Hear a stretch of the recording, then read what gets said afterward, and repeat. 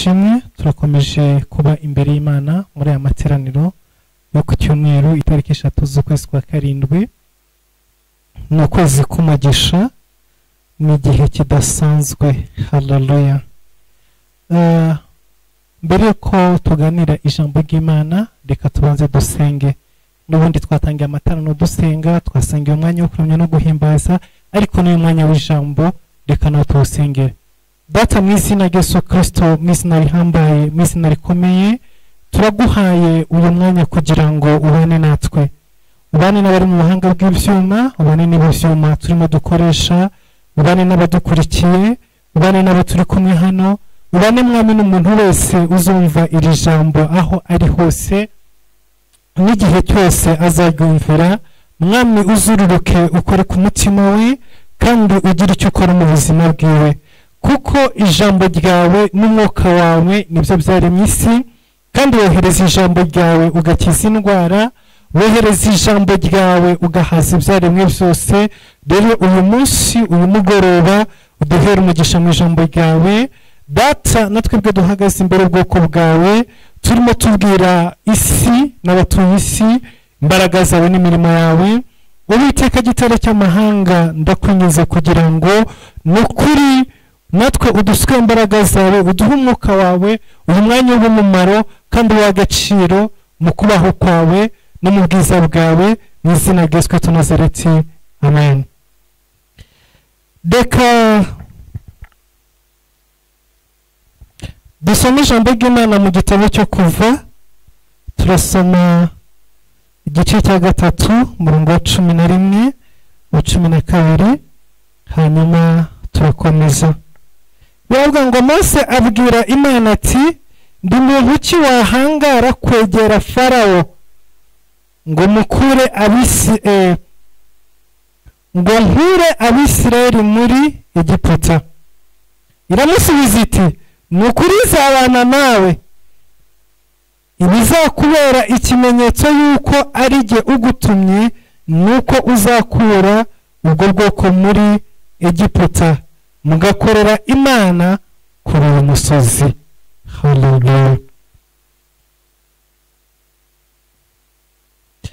Uyu mugoroba dufite ijambo rifite umutwe uvuga ngo ibimenyetso by'umuntu wavuganye n'Imana. Uyu niwo mutwe w'ijambo tugiye kuganiraho, nicyo tugiye kuvugaho muri kano kanya. Ibimenyetso by'umuntu wavuganye n'Imana. Yesu ashimwe. Muri iyi si hari abantu benshi bavuganye n'Imana, cyangwa se Imana yabwiye. Mu itangira ryabo, mu muhamagaro wabo, mu buzima bwabo, Imana iriruka ivugana nabo. Ariko abantu babareba inyuma bakavuga bati, uriya muntu ntabwo tuzi ibyiwe, ntituzi ibyo avuga, ntituzi ibyo akora, ntituzi aho abikura. Ariko wowe ubwawe ku giti cyawe, Imana yarakuganirije, Imana yarakubwiye. Ariko nyamara mu byo abantu bareba, ntabwo bakubona nk'umuntu wahuye n'Imana, ntabwo bakubona nk'umuntu wavuganye n'Imana. Ndetse rimwe na rimwe hari igihe uhaguruka ugatangira gukora. Kuko iyo Imana ivuganye nawe, ivugana nawe kubera impamvu. Ntabwo Imana igipfa kuvugisha umuntu uwo ari we wese. Imana ivugana n'abantu ifite impamvu zo kuvugana nabo. Biravuga ngo Imana iramanuka isanga Nowa, ivugana nawe, iramubwira ngo imvura izagwa, haguruka ugende wubake inkuge. Icyo gihe Imana yarimo iganira nawe, icyo gihe Imana yamanutse kuvugana nawe. Nowa ahagurutse atangiye kubaka inkuge, yari yavuganye n'Imana. Ariko iyi Imana dukorera, iyi Imana dusenga, iyi Imana twiringira, iyo ije kuvugana n'umuntu, cyangwa se iyo ije kuvugana nawe, igusanga wenyine, igusanga wenyine, igusanga mwiherereye, igusanga urimo usenga, hari ubwo igusanga mu bikorwa byawe, hari ubwo igusanga wibereye mu bindi bitandukanye, ikazi ikavugana nawe. Rero iyo Imana ije kukuganiriza nta wundi muntu n'umwe uba uhari, ni wowe nayo gusa. Irakubwira bitewe n'impamvu itumye iza kukuganiriza, kuko impamvu zituma Imana iza kunganiriza zitandukanye n'impamvu zituma Imana iza kukuganiriza. Impamvu zituma Imana iza kukuganiriza zitandukanye n'izituma iza kuganiriza umugore wawe, n'izituma iza kuganiriza abana bawe, n'izituma iza kuganiriza abaturanyi bawe. Ni ukuvuga ngo Imana iza kuganiriza umuntu hari ikigendererwa, hari intego, hari purpose, ariko izo ntego ziratandukanye. Ubwo yazaga kuganiriza Nowa yari ifite intego yo kurokora ubuzima bwiwe umwuzure. Iza kumuganiriza genda wubaka inkuge. Ubwo yahagurukaga kugenda kubaka inkuge yabwiraga abantu Imana yavuganye nanjye, ariko mu kuri nta bimenyetso bifatika byari bihari bigaragaza yuko Imana yavuganye nawe, kubera yuko arabwiraga ngo Imana yambwiye ngo imvura izagwa, ariko imyaka irenga 350 yari ishize nta muntu n'umwe uzi imvura. Imyaka irenga 350 yari irangiye ijuru ritarakuramo igicu, nta gitonyanga kirava mu kirere. Rero kubwira abantu ngo imvura izagwa, ibyo ngibyo byari ibintu bimeze nk'ubusazi mu maso y'abantu. Bamazaga ngo imvura ni iki, akabwira ngo n'amazi azava mu kirere akaza akuzura ku isi. Abo yabibwiraga ntibigeze babyumvana na basekuru, kuko uyu munsi wa none twebwe generasiyo turiho muri kano kanya hari ibintu twumva ariko tutabonye. Benshi muri twebwe turiho ni bake cyane babonye intambara y'isi ya kabiri. Muri Afurika ni bake cyane babonye ubukoroni. Kubera iki? Kuko urugero nk'u Rwanda n'u Burundi na Kongo muri iyi weekend nibwo bizihije ubwigenge bw'imyaka 60 babonye ubwigenge. Burundi bwishije ku itariki ya mbere, u Rwanda rwishije ku itariki ya mbere, Kongo yishije ku itariki ya 30. N'ibindi bihugu byo muri Afurika nta kirakwiza imyaka 70, kuko ntekereza ko Ghana yabonye ubwigenge bwa mbere ku gihe cya Kwame Nkrumah, ariko ntabwo irakwiza imyaka 70 ibonye ubwigenge. So bivuze neza ngo reka tuvuge ngo nibura generasiyo y'abantu bafite imyaka 60 kumanura hasi twumva ubukorone tugumvanye basogokuru, yemwe n'abadata kuba bafite base bakuze cyangwa se bakiriho ariko ntabwo babubayemo. Abantu bazi iby'ubukorone bivuze ngo nibura n'abantu uyu munsi wa none nko mu Rwanda no mu Burundi no muri Kongo nibura bafite imyaka 75, kuko bivuze ngo nibura ku myaka 15 yabo aho ngo bari batangiye kugira kenge basobanukira abantu ibintu bibera mu gihugu. Kuko nk'umuntu wari ufite imyaka 65 ntabwo bavuga ngo azi iby'ubukorone, kuko ubukorone bwarangiye afite imyaka 5. Umuntu ufite imyaka 70 ntabwo bavuga ngo azi iby'ubukorone neza, kuko bwarangiye afite imyaka 10. Ariko nibura umuntu wari ufite imyaka 15 icyo gihe bafite imyaka 20 kuzamura, ubwo abo n'abantu bari mu myaka 80, bari mu myaka 90. Niyo bavuga ko baye ku bukoroni bakaba barariye no ku ngaruka z'ubukoroni cyangwa se no bw'ubukoroni. Babifesinze bakoreshejwe amakoro, bakubiswe ibiboko n'abazungu n'ibindi bitandukanye. Ariko abandi bari munsi yo myaka babivukiyemo ariko ntabwo babikuriyeho. So rero nk'ibyo ngibyo dushobora kubyumva twebwe. Uyu munsi hano muravuze ngo ubukoroni buzaza, iryo jambo ntabwo ryaba rishya mu matwi yawe, kubera ko haratari generasiyo zabaye muri ubwo bukorane zikiriho, n'abavutse nyuma yabwo barumva izo nkuru. nk'inzara za Ruzagayura, izo ni inzara zabayeho mu mateka. hari ibintu byinshi byabayeho bitaruye kuri amajenerasiyo yacu, ariko byabaye ku majenerasiyo dukurikira.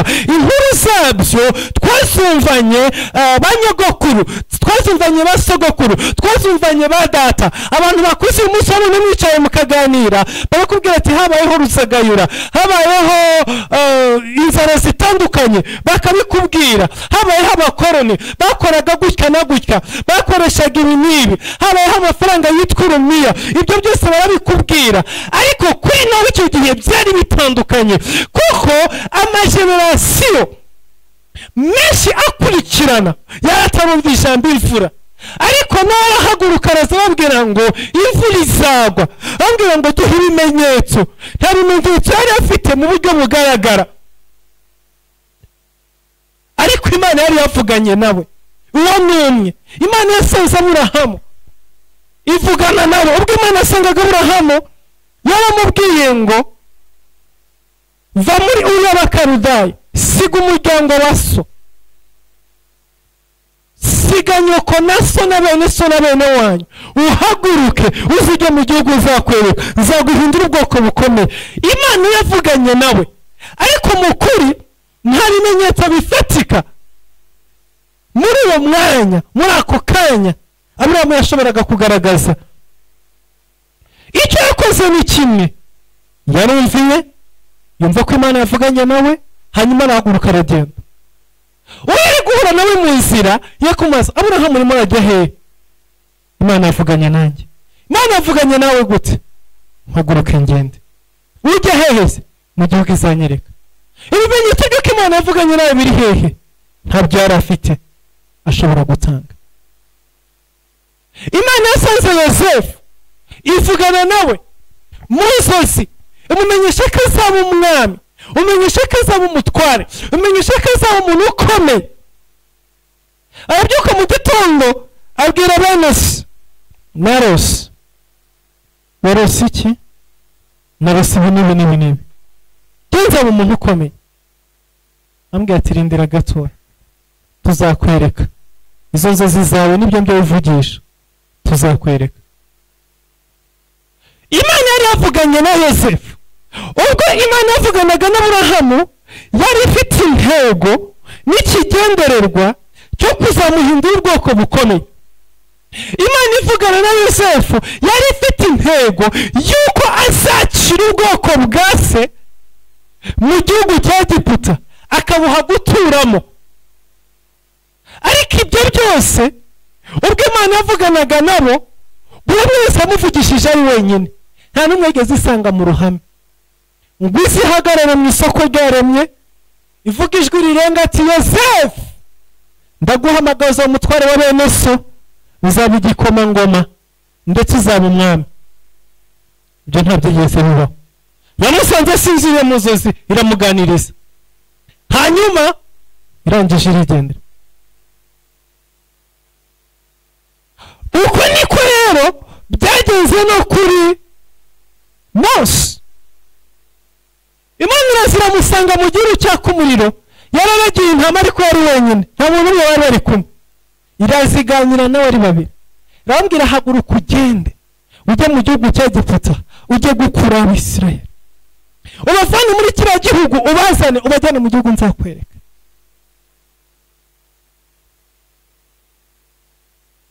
Mose abaza Imana, kunyohereje ni ikihe kimenyetso mpaye?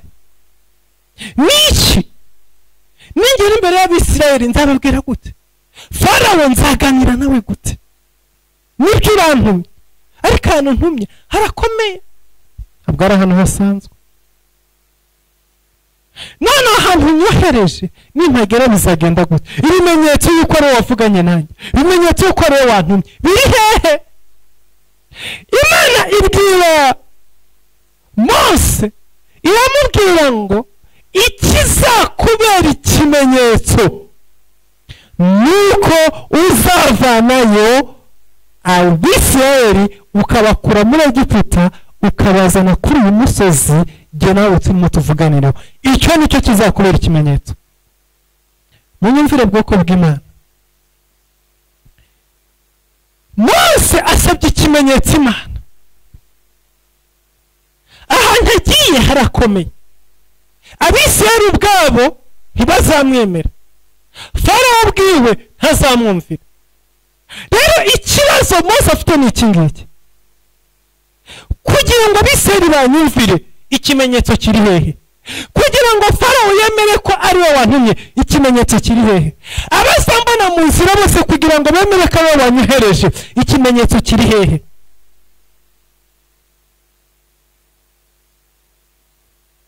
Mose akeneye ikimenyetso, ariko mwumve ikimenyetso Imana imuhaye.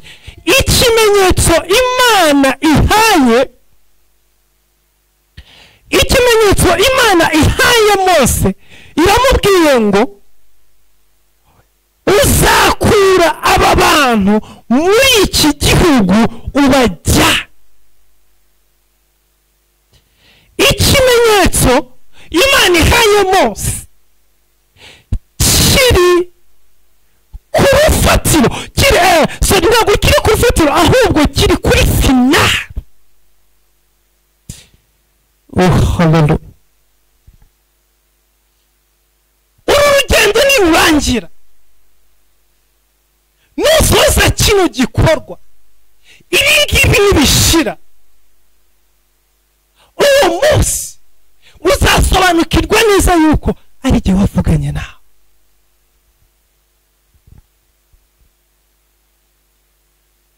Iyi Imana ivuganye nawe, iyi Imana iguhamagaye, iyi Imana iguhaye misiyo, ntabwo igushyiraho ibimenyetso bigaragara mu maso y'abantu, ntabwo igushyiraho ibimenyetso bigaragara mu bakureba, mu bakubona, mu bo mugendana, mu uzasanga, mu uzakora hagati yabo. Nta bimenyetso biba. Iki ngiki nicyo gikonfuzinga abantu benshi. Kubera iki? Kuko ibimenyetso by'Imana biba kuri finali ya misiyo Imana yaguhaye. Ariko abantu iyo bagushakaho ibimenyetso by'uko Imana yagutumye, by'uko Imana ikorana nawe, by'uko Imana ivugana nawe, by'uko Imana igendana nawe, babishaka mu buzima bwawe bwa buri munsi.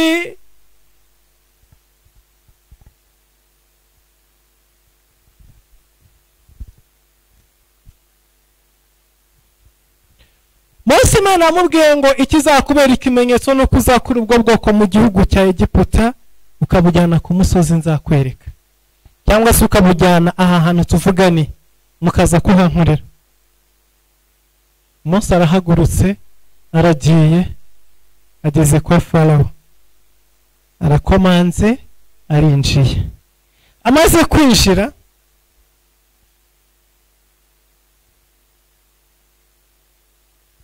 ahamagara Farawo. Ntabwo byamugoye kwinjira kubera ko yarahazi, yaraharerewe, yarahakuriye. Yavuye mu nzu kwa Farawo afite imyaka 40, yahinjiye afite amezi 3, ava afite imyaka 40. Niho yakiniye, yize gukambakamba ari mu nzu kwa Farawo, yize kugenda agendera ku ntebe zo muri saro kwa Farawo, yize kuvuga avugishwa n'abakozi bo mu rugo kwa Farawo. Ni rugo yarazi. Abantu bose bo mu rugo kwa Farawo bari bamuzi.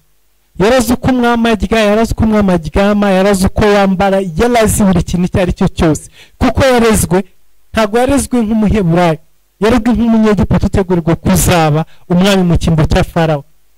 Ibyo twabivuzeho, tuzongera tunabisubiramo kuko ubutumwa bw'Imana ntabwo busaza. Rero ubwo yinjiraga, abantu bose bamuhaye ikaze. Ku marembo abasekirite ntabwo bigeze bamuhagarika, yari umwana utashye iwabo. Ndetse uwo munsi mushiki wa Farawo wareze Mose nk'umwana we, yabonye Mose aje, asa yiruka. aramusanga namuyambira, mwana wanjye narakubuze imyaka yose, wari uri hehe?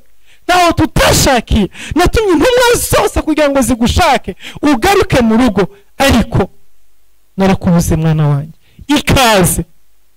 Mose arinjira abwira ati, ikaze yawe igikomangoma ngiriya, nubwo utaraye umwami, ariko ibyiza byose by'ibwami urabyemerewe, injira wicara ugiye umwe, abagaragu bawe dore icyumba cyawe ngikiriya, dore ibintu byawe ngibiriya, buri kimwe cyose.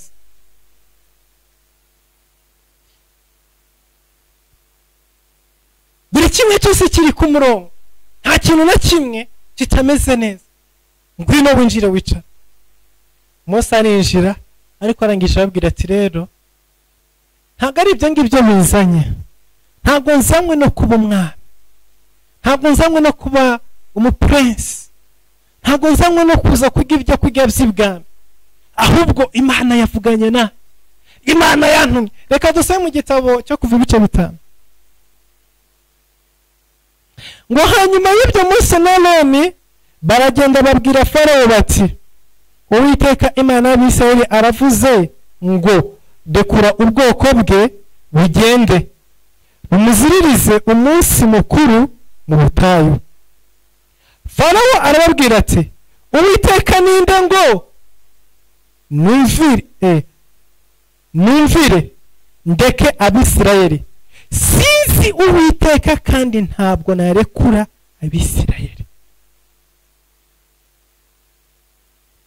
Imagine. Uranyumvira? Mose araje yinjiye ibwami, Imana yavuganye nawe, Imana yamutumye, araje asanze Farawo, aramubwira ngo, Farawo, Imana irambwiye, Imana irantumye, dekura Abisirayeli. Farawo amubwira gute?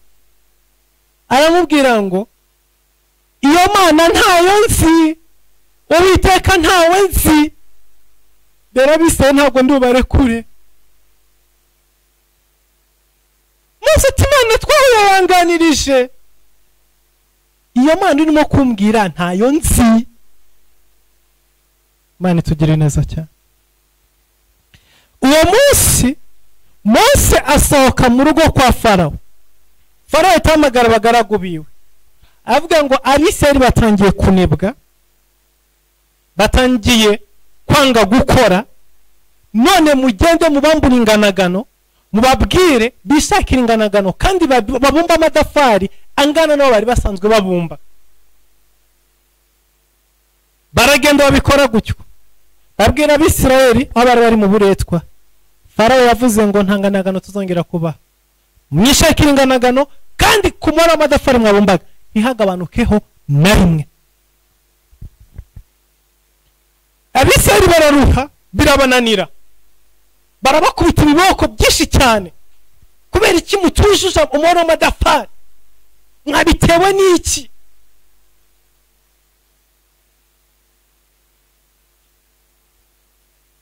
Barahaguruka basanga Farawo, bambwira ati, niki?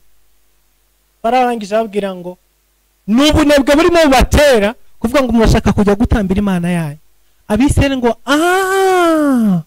burya icyo turimo tuzira ni Mose, niwe bagiye kuvuga ngo Farawo turekure, none ibihano byacu bikubwe inshuro nyinshi. Barahaguruka barirukanka bajya gushaka Mose. Bageze mu nzira bahura na Mose na Aroni, barababwira ngo, niki gitumye muduteza uyu muruho ungana gutya? Kubera iki murimo muturushya muri uru rwego? Ibyo mwagiye kuvuga kwa Farawo, none murareba ibyo dukoreye, Uwiteka Imana bahane. Uko niko Abisirayeli babwiye Mose. Bwoko bw'Imana turi kumwe muri kano kanya, ndagira ngo undebere Mose. Turi ku ijambo rivuga ngo ibimenyetso by'abantu bavuganye n'Imana. Ndagira ngo ndebere Mose. Imana yamutumye, yambwiye genda ukura Abisirayeli mu gihugu cya Egiputa. Ageze ko Farawo ugomba kubarekura. Farawo aramubwiye ngo,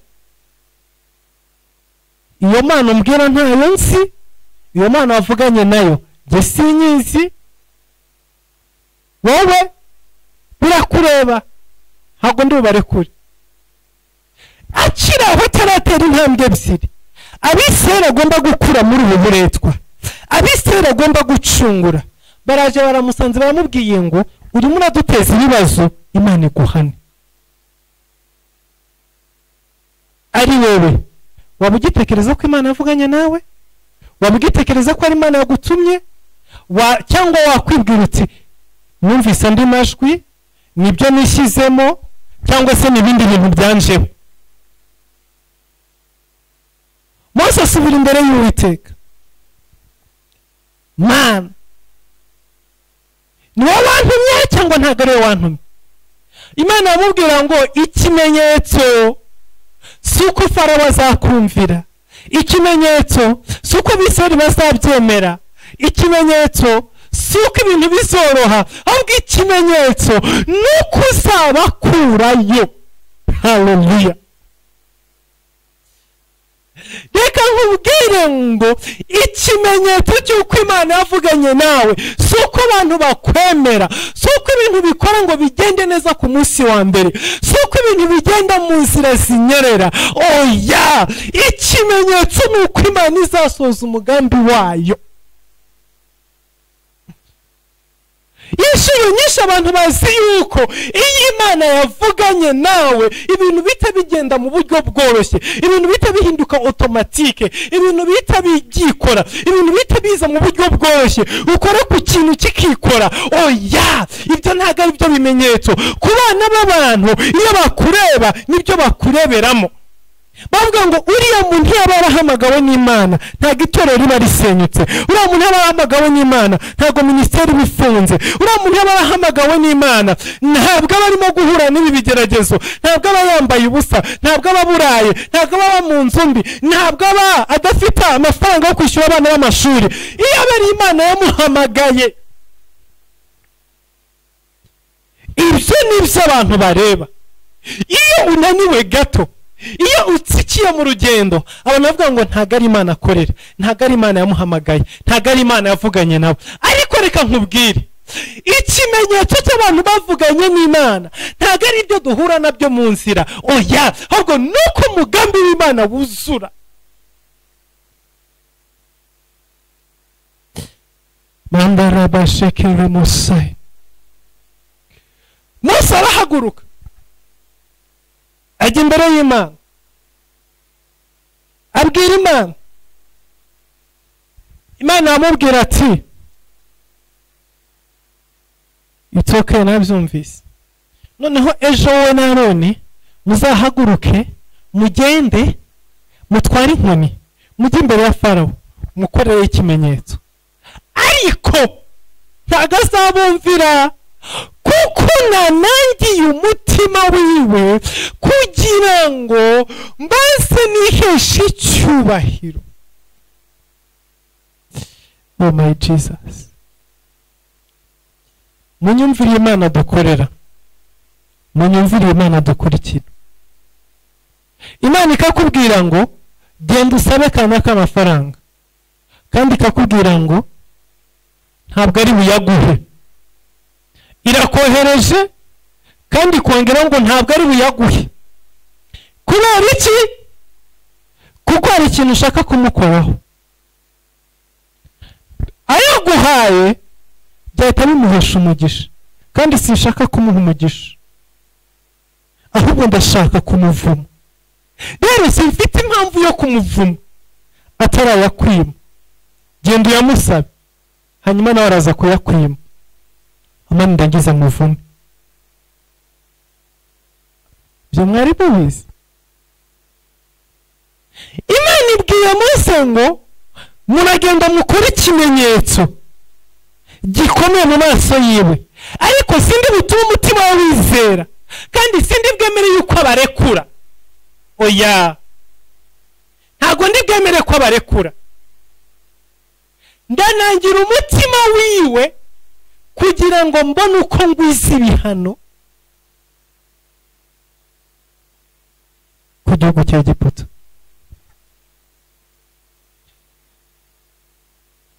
reka dusome ijambo ry'Imana mu gitabo cy'Abaroma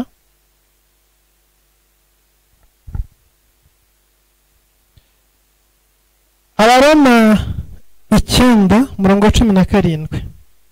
Ibyanditswe byabwiye Farawo biti icyatumye nkwimika ni ukugira ngo nkwerekanireho imbaraga zanjye kandi ngo izina ryanjye ryamamazwe hose mu isi yose.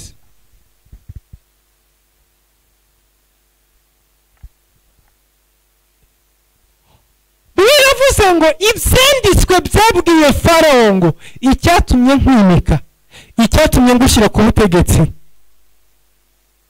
ni ukugira ngo nkwerekanireho imirimo yanjye. Yesu ashimwe.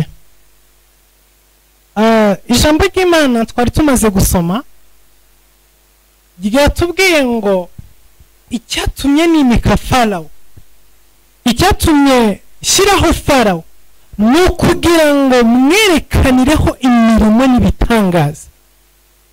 Yesu ashimwe. Mose yararimo ajya kwa Farawo, ariko Farawo ntabwo yari umuntu ugomba kumvira Imana ngo aramye Imana. Ijambo rya mbere Farawo yashanganije, ijambo rya mbere Farawo yashanganije Mose, yaramubwiye ngo iyo Mana mbwira ntayo nzi, nta nubwo nshaka kuyumvira. Uwo ni Mose arimo araganira, arimo araza kubwira umuntu mesaje yahawe n'Imana, ariko ikintu cya mbere ahuye nacyo ni iyo Mana ntayo nzi, nta niyo nshaka kumvira, nta nubwo nzabarekura. Rero iri jambo turimo tuganira ngo ibimenyetso by'abantu bavuganye n'Imana, mbabarira undebere, urimo urareba uyu muntu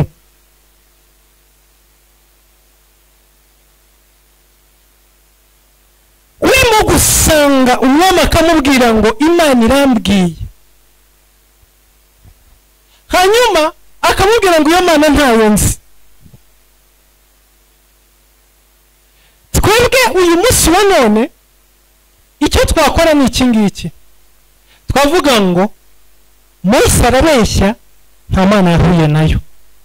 Kuko iyo aba ari Imana yahuye nayo, iyo aba ari Imana yamutumye, ntabwo Farawo aba yanze kumwumvira. Uku niko kwibeshya kubaho. Abantu benshi bibeshya ku bantu bafite imihamagaro, ku bantu bavuganye n'Imana, ku bantu batumwe n'Imana. Kuko iyo wavuganye n'Imana mu buryo bufatika, nta bimenyetso bihari bikonveka abantu bibaho.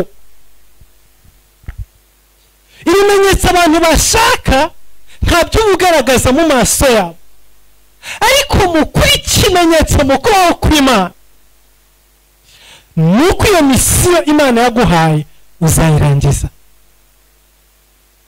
Hari abantu rero muri iyi si baremewe kugira ngo Imana iberekanireho imbaraga zayo. Hari abantu muri iyi si baremewe kugira ngo Imana yerekane gukomera kwayo, yerekane uguhana kwayo. Hari umuntu wageze kumbwira, arambaza ngo ariko kubera iki Yuda atabonye amahirwe ya kabiri yo kwihana? Yabanye na Yesu, yagendanye na Yesu, yasomye ibyanditswe byose, ariko ikibazo kubera iki atabonye amahirwe ya kabiri yo kwihana? Impamvu nta yindi, ari muri kategori imwe na ba Farawo. Hari abantu bari muri kategori za ba Farawo, nubwo wabakorera ibyiza ntabyo babona, nubwo wabereka inzira nziza ntayo babona, nubwo wabera umugisha ntabyo bareba. Mose arirukanka afata inkoni ajya kwa Farawo. Ageze kwa Farawo ajugunya inkoni hasi, ihinduka inzoka. Farawo ahamagara abapfumu n'abakonikoni, baraza bajugunya inkoni hasi, nazo zihinduka inzoka. Ariko inkoni ya Mose na Aroni, imirongo nizo z'abakonikoni n'iz'abapfumu bose ba Egiputa. Farawo arabyitegereza, arabireba, biravuga ngo Imana inangira umutima wiwe. Mose asohoka kwa Farawo, Farawo itemeye kurekura Abisirayeli. Uko niko hirya mu ngando uburetwa bwarimo bwiyongera, ibiboko byabaga byinshi, Abisirayeli bakubitwaga ijoro n'amanywa. Noneho ukibaza, Mose we, niba Imana yagutumye ikaba yakubwiye gukora ibimenyetso, ni gute Abisirayeli ari cyo gihe barimo barushaho kubabazwa cyane? Ni gute Abisirayeli ari cyo gihe barimo bakubitwa cyane? Ni gute Abisirayeli ari cyo gihe barimo bahura n'ibibazo kuruta ibindi bihe byabanje? Ni ikibazo gikomeye. Niba ari Imana yagutumye ikaba yagutumye gukura Abisirayeli mu buretwa, gute uyu munsi wa none bwikubye inshuro ebyiri? Gute barimo babazwa birenze uko bigeze kubabazwa? Gute barimo guca mu buzima bugoye kuruta uko bigeze kubucamo? Gute barimo guhura n'intambara mu buzima bwabo kuruta uko bigeze guhura nazo mu minsi yabanje? Ibi ngibi bishobera abantu benshi, bigora abantu benshi kubyumva no kubitahura, kuko ibimenyetso by'abantu bavuganye n'Imana ntago biza mu buryo burebeshwa n'amaso y'abana b'abantu. Mose yabyuka mu gitondo asubira kwa Farawo ku nshuro ya kabiri, ahura na Farawo ku ruzi, afata amazi ya Egiputa akubitisha inkoni ahinduka amaraso. Farawo ahamagara Mose aramubwira ngo noneho ndemera kurekura Abisirayeli, tegeka amazi yongera abe mazima, abantu bareke kwicwa no kubura amazi. Mose arasenga, amazi ahinduka mazima. Farawo arongera anangira umutima wiwe. Noneho aho ngaho ikibazo gihari ni iki ngiki: niba koko Mose yaratumye n'Imana, ibimenyetso biri hehe?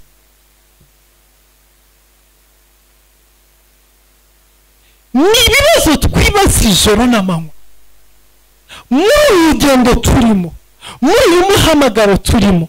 Hari ahantu ugera ukibaza ngo Mana, ni wowe wavuganye natwe, ni wowe watubwiye iki kintu, watubwiye kugikora. Iyi televiziyo ya AM TV turimo dukoreraho, turimo tuyitangira bwa mbere, ahantu twagiye kugurira computer n'iduka ry'Abahinde. Twaragiye tugura computer ari izi mikoro, tugeze mu rugo twayikoresha ikanga gukora, mugata tugasubirayo bakavuga ngo barayitunganije no babishyize ku murongo, bahinduye ama software, bahinduye byose za Windows, ubu noneho tugende. Twagera mu rugo ikongera igakwama. Mu gihe televiziyo yagombaga gutangira yarakererewe iminsi tudashobora kuba twabara. Kubera iki? Uko tugiye ngo computer bayitunganije tugende irakora, twagera mu rugo twayicomeka ikazi. Noneho ukibaza, iyi televiziyo ni Imana tugiye gutangira, Imana yayivuzeho kera, Imana yaratubwiye igihe kino cyo kuri televiziyo izabaho, tuyitegereje imyaka myinshi, twayisengeye ijoro n'amanywa. None gute yakererewe hafi ukwezi kose itaratangira kubera ikibazo cya computer? Si twabuze amafaranga? Kugeza n'igihe nagiye mbwira Umuhinde twaguze iyo computer, ndabwira ngo subirana iyi computer uduhindi yo mu bundi bwoko, tuguhe n'andi mafaranga ushaka, ariko uyigumane kuko akazi kacu karimo karakererwa. Arangije arabyanga, ngo iyi ngiyi izajya ku murongo nta kibazo. Aho bigeze tubirekera Imana, turabireka twikuramo stress. Mana, aho uzabishakira bizakunda, iza kujya ku murongo. Dutangiye dukoze, tugitangira turi mwigerageza, ikigera hari mu byumweru bibika mu kwezi kumwe, amezi abiri, n'ibintu bitarajya ku murongo. Kamera imwe rukumbi twari dufite barangije barayica, yicwa n'abatekinisiye twahamagaye ngo ni abantu babizobereyemo, ngo n'abatekinisiye ngo ni iki, barangije barayica. Televiziyo iva ku murongo hafi umwaka wose, mwamaze igihe kingana n'umwaka mutegereje televiziyo y'abakunzi Imana, mwarahebye. Dusenga ijoro n'amanywa, Mana tuzanire televiziyo, Mana warabivuze. Irapfa, binanana ko ikoreshwa, binanana ko hagurwa indi, bibaho gusa. Turasenga. Wakwibaza ngo Imana yavuze, uyu murimo Imana nawushyigikiye, iki gikorwa Imana yagishyigikiye cyangwa ntabwo igishyigikiye? Ibimenyetso biriho ko Imana ibishyigikiye. Ibimenyetso ntabwo biri mu kwirukanka, mu ibintu ngo byikore akantu kose kagenda neza abantu bose babishyigikire, n'ugenda baguhe n'ibikoresho by'ubuntu byose baguhereze, ubundi bagukopegeze. Ntabwo ari ibimenyetso biri. Ibimenyetso biri ku iyo televiziyo izabaho, nubwo byatwara imyaka 100, nubwo byatwara imyaka 50, nubwo byaca mu nzira zigoranye, nubwo byaruhanya, nubwo yageraho ikavaho ikibagirana, ejo ikongera ikagaruka, ejo hakongera akaba izindi ngorane runaka. Ikimenyetso Imana itanga ni iki ngiki. Imana ibwira Mose ngo ikizakubera ikimenyetso nuko abantu uzabakura muri kiriya gihugu cya Egiputa ukabajyana i Kanani. Ikimenyetso ko Imana yavuganye nawe ntikiri ko umuhungu wa mbere uzaza kukurambagiza ari uzagutwara. Ikimenyetso kiri ko Imana yavuganye nawe si uko uzagera mu rugo ibintu bigatemera neza ngo nibyo bizasobanura ko urugo ngo rwavuye ku Mana. Oya, ikimenyetso ni uko ruzubakwa kuko Imana yavuze ngo rubeho. Ikimenyetso ni uko uzakora mariage, ntabwo ari igihe uzategereza. Ishuri nyinshi twebwe abana n'abantu dushakira ibimenyetso mu bintu byirukanka, mu bintu bitariba ngo Imana niyo yavuganye nawe, ngo biraro n'Imana ibikoze kuko abonye byirukanse. Mose avuye ko Farawo kwishora yakaba amazi amaze guhinduka amaraso, Farawo amubwira ngo Abisirayeli ntabwo ndekura. Imagine, n'Imana yavuganye nawe, si Imana yavuganye nawe. N'Imana arimo gukorera, si Imana arimo gukora. N'Imana yamutumye, si Imana yamutumye. Arongera asubirayo, ajya imbere y'Imana ararira, Mana kunyohereza ukambwira ngo njye kwa Farawo.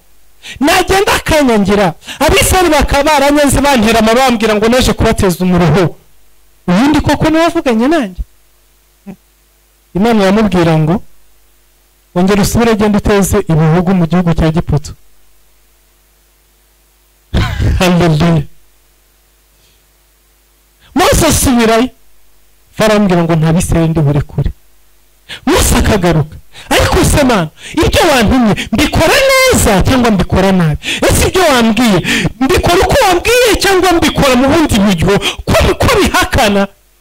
Imana atoya, Farawo namushyiriyeho kugira ngo nerekane imbaraga zanjye, nzanangira umutima we kugeza igihe ibimenyetso n'ibitangaza nshaka gukora mu gihugu cya Egiputa birangira.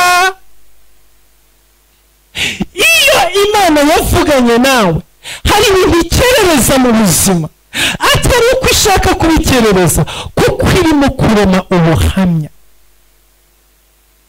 Iyo Abisirayeli baza kuva mu gihugu cya Egiputa umunsi wa mbere Mose yahageze, tuba tuvuga ngo Imana isanga Mose ku musozi, irambwira ngo genda ukure Abisirayeli mu gihugu cya Egiputa. Hanyuma aragenda yinjira kwa Farawo, ageze kwa Farawo abwira Farawo ngo rekura Abisirayeli. Hanyuma Farawo rekura Abisirayeli, Abisirayeli baragenda bahita bava kwa Farawo, hanyuma baragenda bahita bagera i Kanani. Ako kanya inkuru ikaba irangiriyeho, iratangiye, irarangiye. Hari ubuhamya buri muri uru rugendo, hari imbaraga z'Imana ziri muri uru rugendo, hari ugukora kw'Imana kuri muri uru rugendo, hari ibimenyetso n'ibitangaza by'Imana biri muri uru rugendo, hari ugukomera kw'Imana tubonye muri uru rugendo. Nta na kumwe kurimo.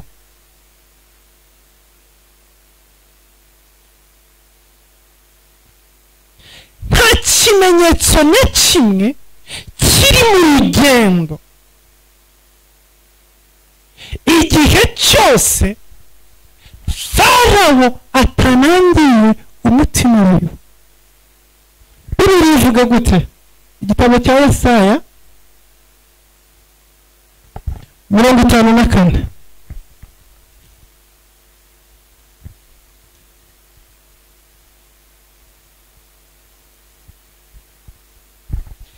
Yesaya 54:16. Dore n'igihe urema umucuzi uvugutira umuriro w'amakara agakuramo icyuma akoresha umurimo we, kandi umurimbuzi namuremeye kurimbura, ariko nta ntwaro bacuriye kukurwanya izagira icyo igutwara, kandi ururimi rwose ruzaguhagurukira kukuburanya uzarutsinda. Ibyo ni byo murage w'abagaragu b'Uwiteka, kandi uko niko gukiranuka kwabo guturuka aho ndi, niko Uwiteka avuga. Ngo nijye waremye umucuzi, ngo kandi umurimbuzi namuremeye kurimbura. Iki ni igisubizo ku buzima bwa Farawo no kuri cya kibazo mbaje ngo kubera icyo udatahawe amahirwe yo kwihana. Ntayo yahabwa gute se? Nicyo yavukiye, nicyo yabereyeho.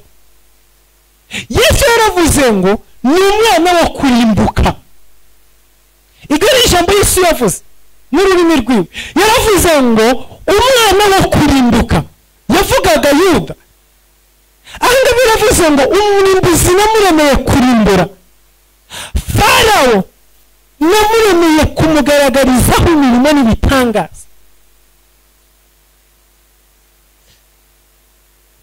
Ibi rero bisobanuye iki? Bisobanuye neza yuko kuba Imana yaravuganye nawe, kuba Imana yaragutumye, imbere yawe ntibisobanuye ko hatazaba abantu bagomba kwerekanirwaho imirimo y'Imana.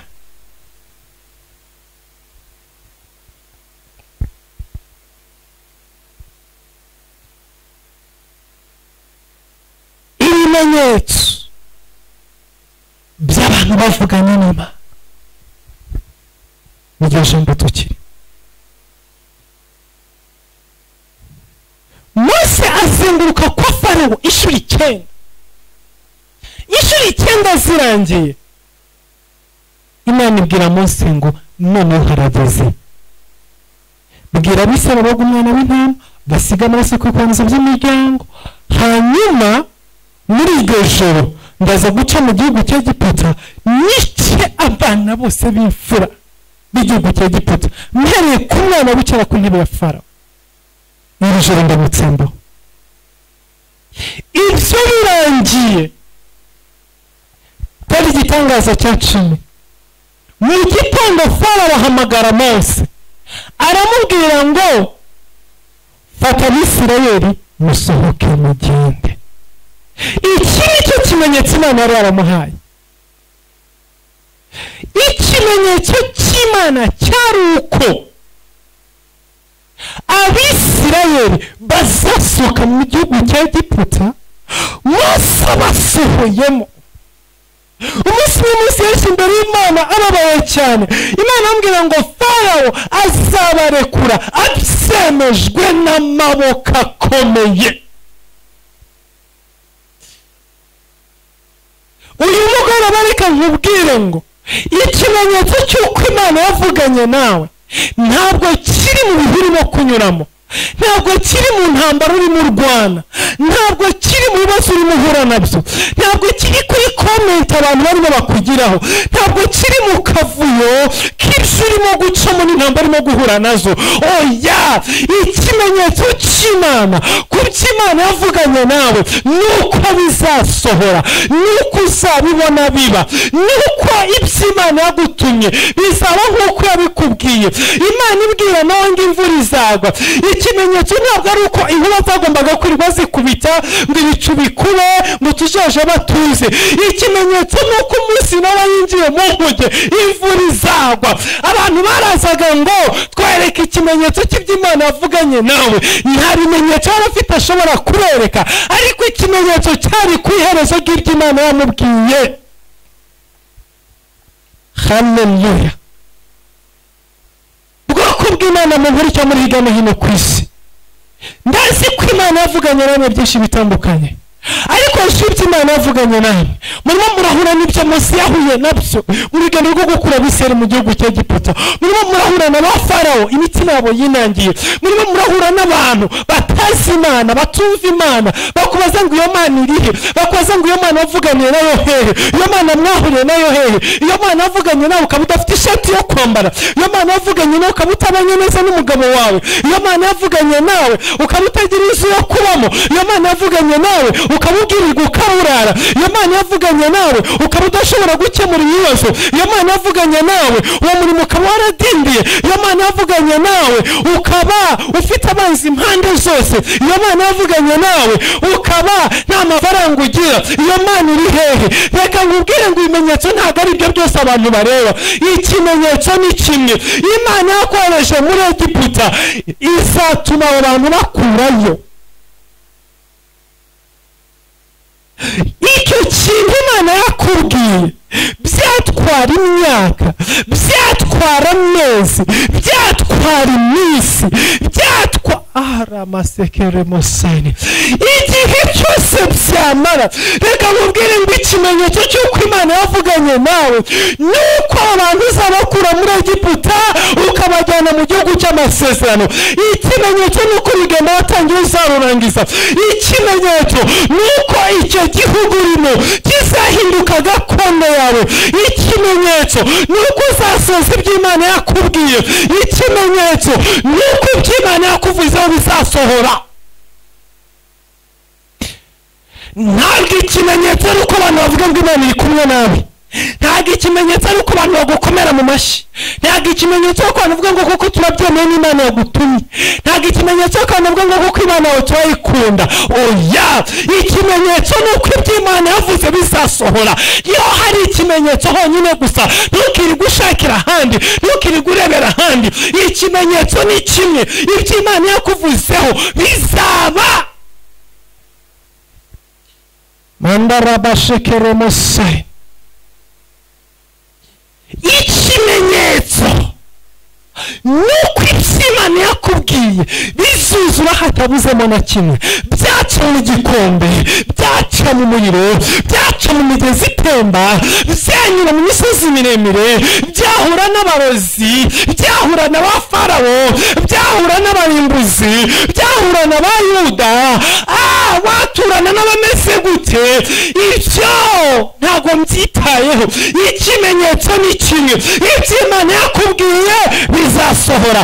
Abo muri kumwe bagutera n'abatagutererana, abagufasha bamuguha batamuguha, abagusapotinga bagusapotinga batagusapotinga, abo wari wizeye bagufasha batagufasha. Ikimenyetso cy'uko abantu bakumva, ikimenyetso cy'uko abantu bagufasha, ikimenyetso cy'uko abantu bakubwira ngo genda turi kumwe nawe, ikimenyetso cy'uko abantu bakubwira ngo tukuri inyuma. Ikimenyetso nuko iby'Imana yavuganye nawe bizasohora hatabuzemo na kimwe. Icyo nicyo kimenyetso. Ikimenyetso nuko urubyaro Imana yakubwiye izaruguha, umugabo Imana yakubwiye izamuguha, umuhamagara Imana yaguhamagara izawuzuza, urugendo Imana yateguye izarugukoresha, igihugu Imana yagusezeranya kizakigutuzamo. Nicyo kimenyetso.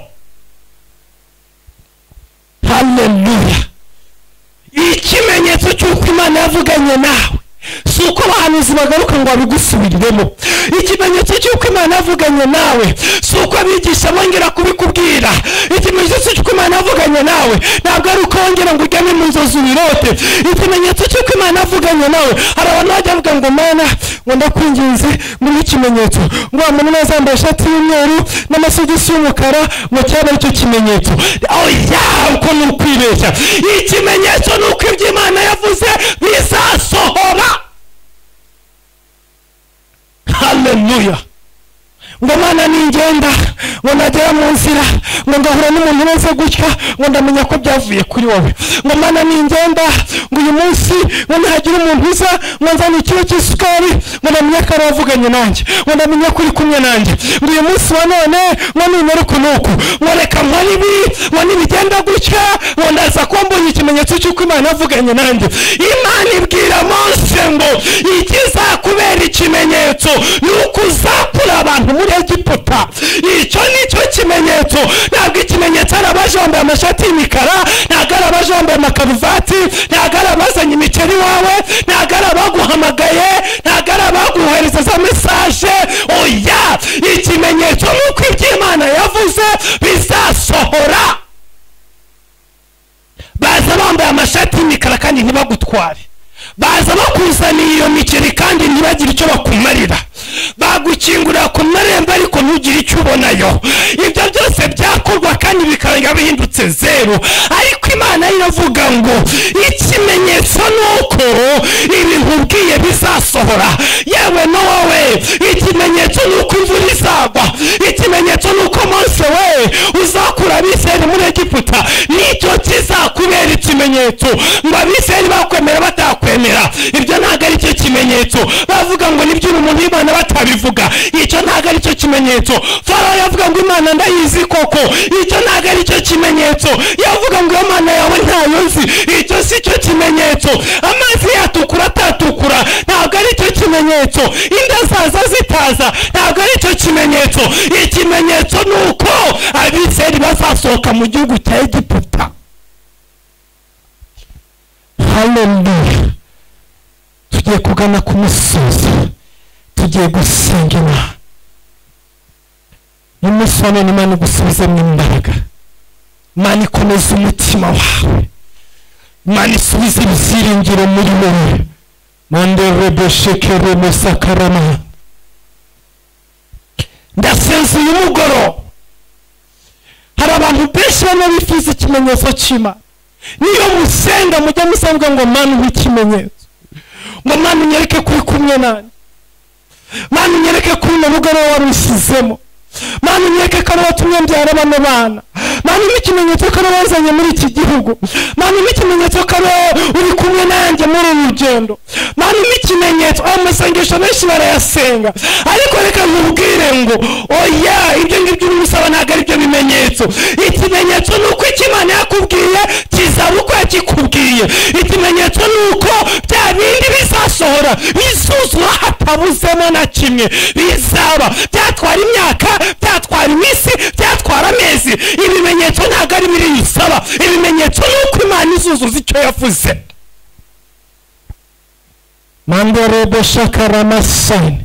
Uyu mugoroba Imana iguha ikimenyetso cyayo, bidusaba n'ibimenyetso byawe kugira ngo wireme agatima, kugira ngo wihumurize, kugira ngo ujye musinzire, kugira ngo buke kabiri. Ubundi biriya abantu babisaba baba batangiye gucika intege slowly, baba batangiye gushidikanya gahoro gahoro.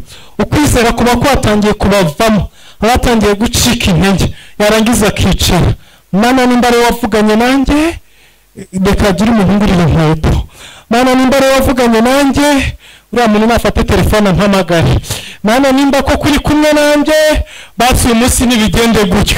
Ukwizera kuba kwakuvuyemo, ariko Imana ishimye yuko wakwizera utakwizera, wasemenyetso utabisaba. Ikimenyetso cyayo ni kimwe, nuko bisuzura uko yabikubwiye. Uyu mugoroba Imana ntiguha ibimenyetso by'ibyo usaba, Imana iguha ikimenyetso cyayo, kuko ikimenyetso cy'Imana ni umwizo w'amasezerano. Ikimenyetso cy'Imana ni uko ibyo yavuze bishyirwa mu bikorwa. Wowe ibyawe usaba biba ari ibyo kugira ngo ukunde ujya musizire gusa, ariko iby'Imana biba ari ibifatika. Mandarabashekere musa. Ikimenyetso cy'Imana yuko umuntu ari fiancé wawe ntabwo ari uko kugurisha nete oya, ahubwo ni uko azagutwara akagushyira mu rugo. Nicyo kimenyetso cy'Imana. Cyangwa usaba agashanete cyangwa agatelefoni, ariko Imana irakubwira ngo ikizakubera ikimenyetso ni uko ubwo bukwe buzataha. Ni uko Imana ikora. Niyo mpamvu uyu mugoroba nakubwiraga ngo Imana iguha ibimenyetso byayo apana ibyawe, kuko ibyawe urabisaba mu gitondo n'umugoroba ugasaba ibindi. Ejo wabyukira ibumoso ugasaba iby'ibumoso, ejo wabyukira iburyo ugasaba iby'iburyo. Wowe usaba ibimenyetso bijyanye n'uko wabyutse, ariko icy'Imana cyocyo kijyana n'icy'Imana yavuze. Reka dusenge Imana.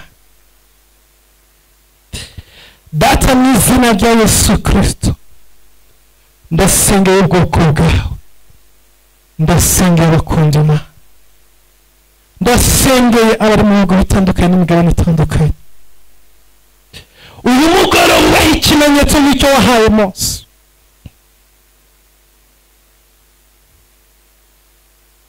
Mu nzira ubwoko bwawe bunyuramo urahura na Farawo, urahura na Yuda, urahura n'abarimbuzi. Ni benshi bashidikanya ku mihamagaro waduhamagaye, ni benshi bashidikanya ku mirimo dukora, ni benshi bashidikanya ku byo wavuganye natwe, ariko ntabwo uri hano ngo ubemeze, ahubwo uri hano ngo usoze ijambo ryawe. Twebwe inshuro nyinshi dushaka kwemeza abantu ko waganiriye natwe, ariko wowe ntabwo ujya wemeza abantu ko waganiriye natwe, ahubwo ujya urwanirira icyo wavuze, ujya urwanirira ijambo ryawe, ujya urwanirira umugambi wawe, ujya urwanirira amasezerano yawe. Niyo mpamvu nkwinginze uyu mugoroba kugira ngo ijambo ryawe n'isezerano ryawe n'ibyo wavuze byose ubisoreshe ukuboko kwawe. Abana bawe bose ubereke ukuboko kwawe, ubahe ibimenyetso bivuye imbere yawe nk'ibyo wahaye Mose akura Abisirayeli mu gihugu cya Egiputa. Ikimenyetso Mose yarategereje si uko amazi ahinduka amaraso, si uko inkoni ihinduka inzoka. Ikimenyetso yarategereje ni uko Abisirayeli basohoka muri Egiputa akabageza kuri uwo musozi bavuganiyeho nabo. Icyo kimenyetso ngisabiye ubwoko bwawe, ngisabiye abakunda Imana, ngisabiye abari mu mpera z'isi bose, ngisabiye abari hirya no hino, mu izina rya Yesu Kristo. Iki kimenyetso kibabeho mu izina rya Yesu Kristo. Ukomeze imitima yaracitse intege, usubize mu buryo ubwoko bwawe, urwanira abana bawe intambara bahura nazo. Ikiganza cyawe n'ukuboko kwawe biri hejuru y'ubuzima bwawe. Urakoze Mana kuko mva gusenga, urakoze kukugira neza. Umugisha abo tw'abanyamateraniro, umugisha bari ku mpera z'isi, umugisha bari hirya no hino, imbabazi zawe n'ubuntu bwawe biri hejuru y'ubuzima bwawe, mu izina rya Yesu Kristo Nazareti. Amen.